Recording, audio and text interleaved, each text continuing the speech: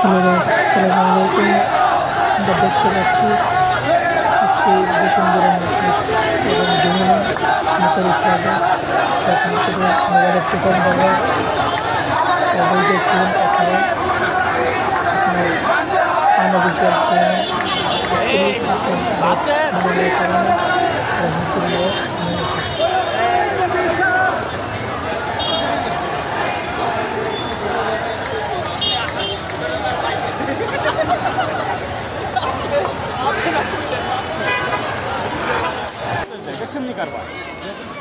উপদেশ লাভ আছে। আমি তো ছিলাম, পিঠে ঠিক করে দিতে